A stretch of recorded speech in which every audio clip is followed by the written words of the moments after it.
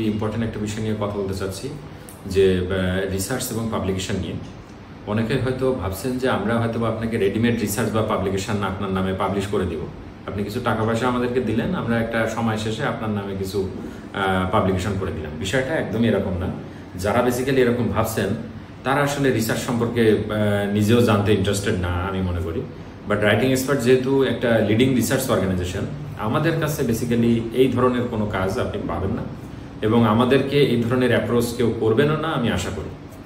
যেটা বাংলাদেশের অনেক অর্গানাইজেশন রেডিমেড পাবলিকেশন করে দিচ্ছে, এবং শুধু বাংলাদেশ না, এটা আরও বেশি অ্যাক্টিভিটিসটা আরও হচ্ছে হলো আপনার ইন্ডিয়াতে, পাকিস্তানে, আমাদের মালয়েশিয়াতে এবং আফ্রিকান কিছু কান্ট্রিতে। সো এটা টোটালি অ্যাভয়েড করতে হবে। আমরা রাইটিং এক্সপার্ট একটা মোটো নিয়ে কাজ করছি, যেহেতু আপনারা জানেন যে আমরা বাংলাদেশের প্রথম রিসার্চ অর্গানাইজেশন যারা এই রিসার্চ ফিল্ডগুলো নিয়ে কাজ করছে, ছোটো ছোটো সেলফ ফান্ডিং রিসার্চগুলো নিয়ে কাজ করছে এবং সবাইকে ট্রেন আপ করতেছে, যারা 2017 সাল থেকে অ্যাক্টিভলি কাজ করতেছে, কিন্তু রিসার্চে ফোকাস হয়েছে আমরা 2022 থেকে। সো এখন যে বিষয়টা আমরা বলবো, আমাদের পরে যারা এসেছেন তারা হয়তো রেডিমেড দিচ্ছেন, বাট আমাদের থিংটা ওইটা না। আমরা এক বছরে যে অনেক বেশি ক্লায়েন্ট পেয়ে ফেলবো এটাও আমাদের আশা নাই। আমরা যেটা চাচ্ছি যে আমরা যদি কম ক্লায়েন্টও পাই, আমরা তাদেরকে কাজ শিখে নিয়ে সামনে আগায় যাবো। সো হাতে টাইম নিয়ে বেসিক্যালি আমাদের সাথে যোগাযোগ করতে হবে।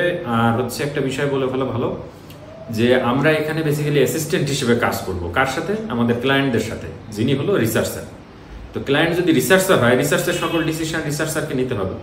এখন উনি যদি ডিসিশন নিতে না পারে, তখন আমরা যেটা করি, ওনাকে আগে ট্রেন আপ করি, রিসার্চের বেসিক নলেজগুলো শিখাই, তারপরে আমরা রিসার্চ ওয়ার্ক শুরু করি। যদি তখন উনি ডিসিশন নিতে ক্যাপাবল না হয়, আমরা ওনাকে সাজেস্ট করি যে কিভাবে ডিসিশন নিতে হবে, বাট ফাইনালি ডিসিশন ওনাকেই নিতে হবে। কারণ রিসার্চটা ওনার, উনি আমাদের কাছ থেকে ট্রেনিং নিতে পারে, আমরা ওনাকে মেন্টরশিপ দিতে পারি বা অ্যাসিস্ট করতে পারি। কিন্তু একজন রিসার্চারকে যদি রিসার্চের ডিসিশন না নিতে পারেন, তাহলে তো আসলে কাজ করা যাবে না। আর এই বিষয়গুলো আমরা একটা এগ্রিমেন্ট করে তারপরে আগাবো, যে আমরা বেসিক্যালি আপনার সাথে অ্যাসিস্ট্যান্ট হিসেবে ছিলাম, নট এ রিসার্চার। আপনি এখানে কোনো রেডিমেড কাজ করবেন না। তাহলে কি হবে, ভবিষ্যতে যদি কেউ ক্লেম করে, সেটা করার সুযোগ নেই। যেহেতু আপনি আমাদের এখানে একটা এগ্রিমেন্টের মাধ্যমে আমাদেরকে অ্যাসিস্ট্যান্ট হিসেবে হায়ার করে, আপনার মেন্টর হিসেবে হায়ার করে কাজ করছেন, আমরা ওই বিষয়টা আগে ক্লিয়ার হয়ে পার্ট টু পার্ট আগাবো। সুতরাং যারা রিসার্চ এবং পাবলিকেশন নিয়ে কাজ করতে চাচ্ছেন বিভিন্ন ফিল্ডের, তাদের সাথে আমরা বসতে চাচ্ছি, সরাসরি বসে রিসার্চের বিষয়গুলো নিয়ে কথা বলতে চাচ্ছি।